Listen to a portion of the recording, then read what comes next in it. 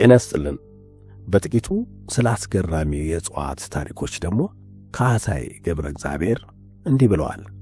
ኅብረ ብዕር አንደኛ መጽሐፍ ካህሳይ ገብረ እግዚአብሔር። የዛፍ ጥቅም የቅጠሎቹን ያህል የበዛ ነው። እያንዳንዱ ዛፍ በውስጡ ከቁመቱ የመጠቀ ከክብደቱ የላቀ ከስሩ የጠለቀ ውስብስብ ምስጢሮች የቋጠረ ነው። ዓለማችን ካፈራቻቸው ሕይወት ያላቸው ነገሮች ሁሉ ወይም ግዙፍ እንስሳት ጭምር በቁመት በግዝፈት ወይም በመጠን በዕድሜ ብልጫ የመጀመሪያውን ደረጃ የያዙት ዛፎች ናቸው።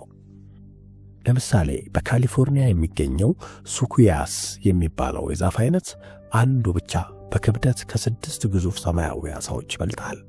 አንድ ዓሣ ነባሪ ከ2500 ሰዎች ክብደት በላይ ይመዝናል። አንድ የአውስትራሊያ ቀይ ባህር ዛፍ ከ300 ጫማ በላይ ቁመት አለው። ይህም ከአንድ ዳይኖሰርስ ቁመት በ3 እጅ ይበልጣል ማለት ነው። በዕድሜም ቢሆን ዛፍን የሚወዳደር የለም። በዓለማችን ከ4000 ዓመት በላይ የሆናቸው ዛሬም በአረንጓዴ ቅጠሎቻቸው የሚያስጌጡ የሚገኙ ዛፎች አይነት በርካታ ናቸው። የዛፍ ጥቅም ብዙ ነው። ሌላው ይቅርና እስቲ ለአንድ አፍታ ዛሬ ጠዋት ስለበሉት ቁርስ ያስቡ። ሙሉ ለሙሉ ወይም በከፊል ዛፍና የዛፍ ውጤቶች በተሠራ ቤት ውስጥ ሆነው በእንጨት በተሠራ ወንበር ተቀምጠው ቁርስ አልበሉምን? ምን ይታወቃል? የበሉት ቁርስ ራሱ የፍራፍሬ ጭማቂ ወይም የአትክልት ውጤት ነው።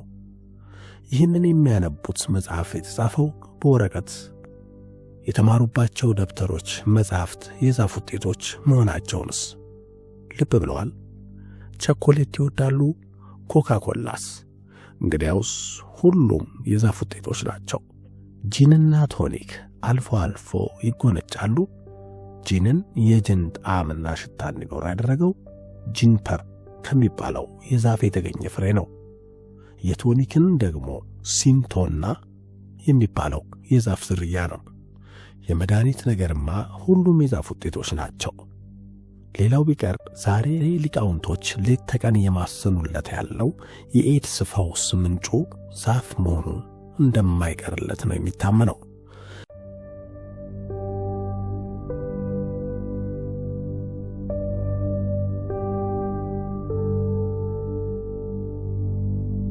ዛፎች ሕይወት ጣፋጭ እንድትሆን በማስቻል በኩል የሚጫወቱት ሚና የላቀ ነው። ከሁሉም በላይ ግን ዛፎች ሕይወት ራሷ እንድትኖር የሚያደርጉ ብርቅ የተፈጥሮ ስጦታዎች ናቸው።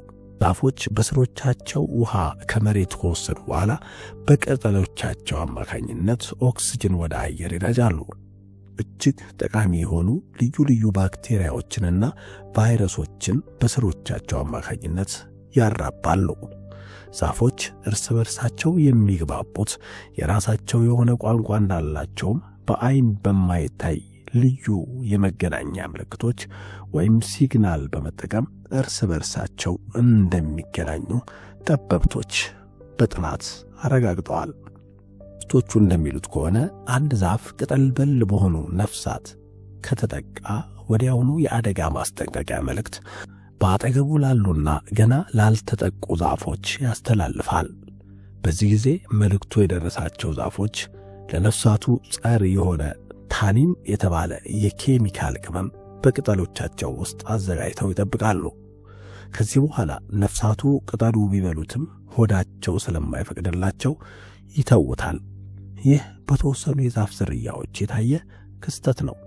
ከሁሉ በላይ የሚገርመው ዛፎች ለነፍሳትና በሌላ ነገር የሚያሳዩት ተቃውሞ ወይም መቋቋም የተለያየ መሆኑ ነው። ዛፎች ዝናብን ለማዝነብ ያላቸው አጋዥነት ከታወቀ ዘመናት ተቆጥረዋል። ዛፎች በዚህ በኩል ያላቸው ድርሻ የላቀ መሆኑን ለመግለጽ ከአንድ ዛፍ ሄክታር መሬት በየቀኑ 20,000 ጋሎን ውሃ ወደ አየር እንደሚረጭ መጥቀሱ ብቻ ይበቃል። በዚህ አይነት ይህች ዓለም ያለ ዛፍ ፍጹም ደረቅ ሆና እንደምትቀር መገመቱ አያዳግትም።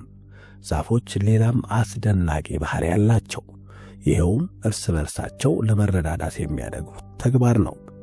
ለምሳሌ ያህል በአንድ አካባቢ የተወሰኑ ዛፎች አሉ እንበል። እንደ አጋጣሚ አንድ ውሃ ባለበት አካባቢ ሊበቅል ይችላል። ሌላኛው ዛፍ የበቀለበት መሬት ደግሞ ለም አፈር ያለበት ይሆናል። አሁን ሌላ ዛፍ በቂ አፈርና ውሃ ቢያገኝ በቂ የፀሐይ ብርሃን ላይደርሰው ይችላል። በዚህ ጊዜ ዛፎች እርስ በርሳቸው በመሬት ውስጥ በዘረጓቸው ባለብዙ ዘርፍ ስሮቻቸው አማካኝነት ይገናኛሉ። እንዴት ነው ይባባላሉ። በስሮቻቸው መካከል እንደ አገናኝ ሆነው በሚያገለግሏቸው የፈንገስ ድልድዮች አማካኝነት አንዱ ያለውን ለሌላው ይሰጣል። እንግዲህ አንዳንዴ በደረቅ ቦታ ላይ በቅሎ ሁሌም ቅጠሉ እንደለመለመ የምናየው ዛፍ ካለ ከርቀት ካለው ጓደኛው ውሃ ደርሶታል ማለት ነው። ከዚህ የበለጠ መረዳዳት ይኖር ይሆን?